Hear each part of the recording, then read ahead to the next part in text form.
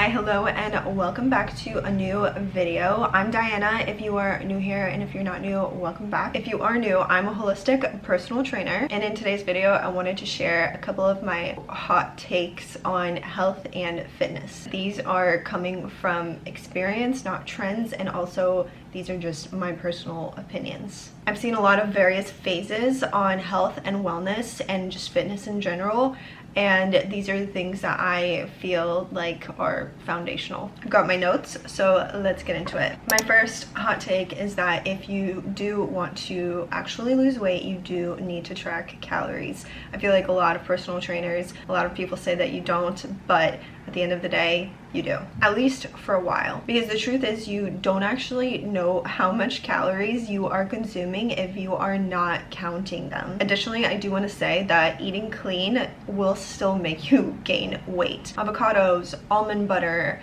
healthy or better for you snacks, they still have a lot of calories. They will still make you put on size if you are consuming them in an overabundance. If your body burns, say, 2,000 calories daily and you are constantly consuming 2,500 calories, you are going to be putting on weight. It does not matter if those 500 calories are coming from spinach or from pizza. It literally does not matter. This is not about obsessing. It's quite literally about being aware of yourself and how much you're consuming. At the end of the day, you cannot fix what you don't measure. Once you actually start to understand exactly how much you're consuming, once you start getting better at portion sizes, then you can transition into intuitive eating. But until then, I highly recommend, if you are trying to put on size, if you're trying to lose weight, if you're trying to, whatever your goals are, you need to track at the beginning. You can't skip that learning phase. It's actually so helpful. And I was so resistant to tracking calories when I first started my fitness journey, but over the years it has become such a tool and I utilize it very regularly. Okay, my second hot take is that being sore does not mean that you had a good workout. Soreness has become so romanticized, and when I first started my fitness journey, I 100% romanticized it. I would literally come home after a workout and I'd be like, oh my gosh, my booty is so sore. I'm so glad that I had the best workout. That means that I'm literally progressing at the gym, X, Y, and Z. Sometimes I would literally think if I'm not sore or if I'm not crawling out of the gym, that meant that I did not work hard enough. But that literally couldn't be further from the truth. Being sore does not automatically mean that you had a good workout. Oftentimes, it actually just means that you're not recovering properly. At the end of the day, you can't hit 100% every single day. If you think that you are, you're probably not. Soreness usually means one of three things. One, you're not recovering properly. Two, there's some sort of new stimulus that you have added into your routine. Or three, it was actually a very high intensity workout. But the problem with that is that you cannot be doing that every single day. The best athletes do not destroy themselves every single session. They train strategically so that way they can perform better every single time. There's a reason that workout splits exist, and they are so that way you can actually create some, like a window for recovery between each session. Let's just say I'm training legs on Monday. I'm going to give it my all, but I'm also going to ensure that I recover properly before doing that same workout again. My third hot take is that you should be moving every single day. I don't think that we as human beings should be laying horizontal every single day. Your body needs to move, and I do not consider walking exercise. 100%, if it is maybe your active rest day or something like that, or you're just trying to take it easy, yes, of course, go on your walks. But I know so many people, and I have personally trained so many people who would come to me and be like, I'm struggling to lose weight, or like, I don't feel good, or X, Y, and Z. And I would ask them about their workout regimen, and they'd be like, well, I do a Pilates class once a week. I try to just like walk the rest of the week. And they consider that a workout. At the end of the day, walking is amazing for your mental health, for your lymphatic system, for digestion. It's great. I'm not hating on walking. I just don't think that it's enough. You need actual resistance training for bone density, to maintain your muscle, and for your hormones, and just in general. Like, working out, actual resistance training, actually going to the gym is good for you. So yes, move daily, get your steps in, X, Y, and Z, but don't replace heavy weight training with a walk and think that you're getting the same benefit. My fourth hot take is that the majority of people do not get in enough protein, and plant-based protein does not count. You should be eating around 1 gram of protein per 1 pound of lean body mass. Most people, especially women, are nowhere close. I did a protein challenge that really showed me that unless I'm consciously trying to consume a specific amount of protein in every day, I'm not going to ever meet my goals. Like, you actually actively have to try to get that protein in. Protein is literally the foundation for your health, for your hormones, for your muscle, and for recovery as well. And the reason why I say that plant-based protein does not count is because it's not a complete protein. They all lack 1 or more essential amino acids, which your body needs to build and recover. Animal proteins like beef, eggs, etc., they have all 9 essential amino acids in all the right ratios as well. And yes, you can combine various plant-based proteins, but it's hard to do so without overdoing it on the carbs. At the end of the day, like, the way that you feel when you're consuming animal-based protein versus plant-based protein is so different. If you're feeling tired, weak, mentally foggy, losing your hair, your nails are brittle, maybe you're craving a lot of sugar, technically speaking, you don't need another supplement, and there's nothing wrong with you. What's actually wrong is your diet. You are lacking in protein a lot of times. I'm not a doctor. My next hot take is that low impact workouts can help you lose fat, but they're not going to actually help you put on any muscle. Low impact exercises are fantastic for decreasing your cortisol, which is what helps women actually decrease their inflammation and lose a lot of their like water weight. That's why when a lot of women switch from high intensity HIIT classes like berries or just very intense classes in general to low impact exercises like Pilates, they suddenly look leaner. It's because their system is starting to actually calm down and relax. Their stress response literally starts to calm down. With that said, this is something that I am always telling all of my clients.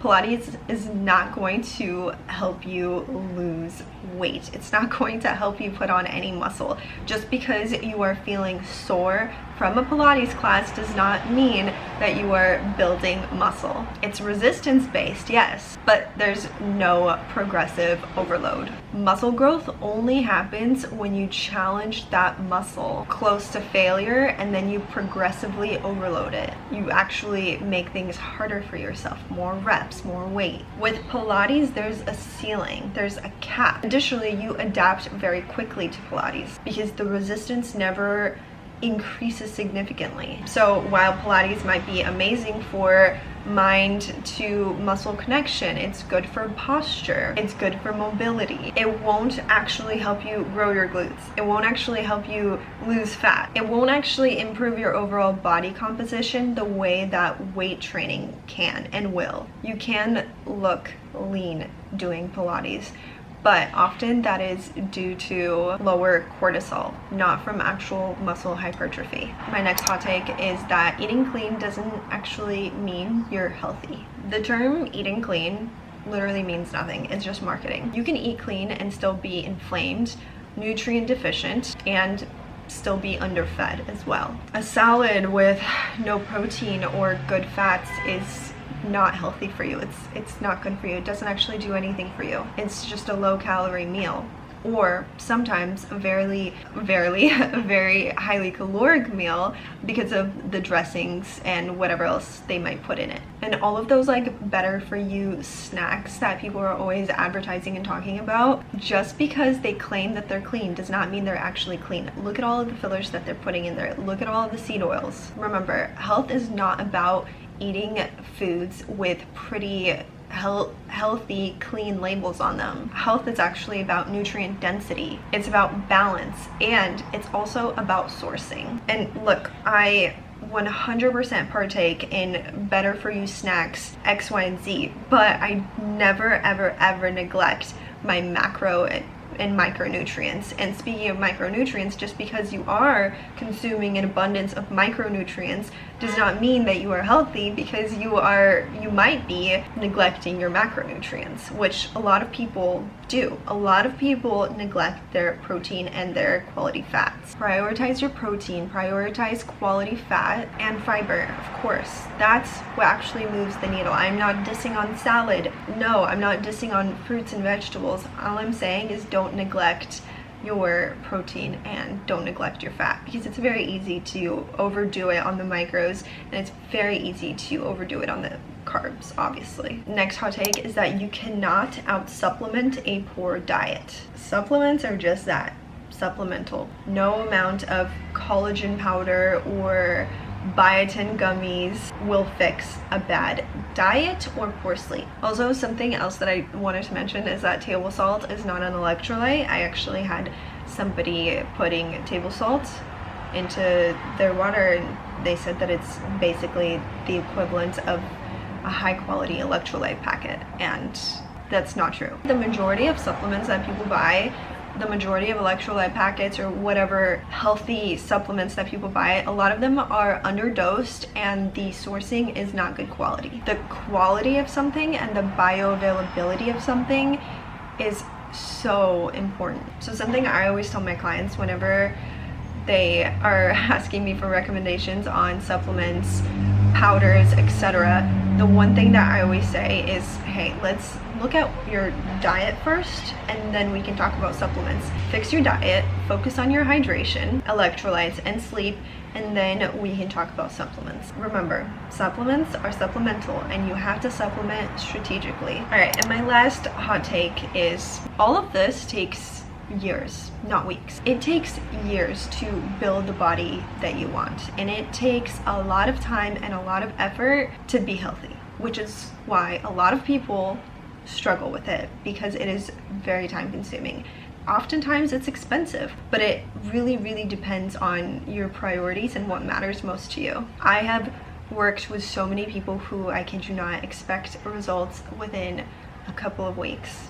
Even after 1 week or even 2 weeks of training, they expect to see changes. And I 100% understand why somebody would feel that way, because we live in a world right now where you see people selling these programs online that are, you know, like, oh, build your glutes in 6 weeks if you buy my program. But at the end of the day, that's not how physiology works. Your body changes slowly over time through consistency, through discipline, through progressive overload. To put things into perspective, I've been training for 7 years.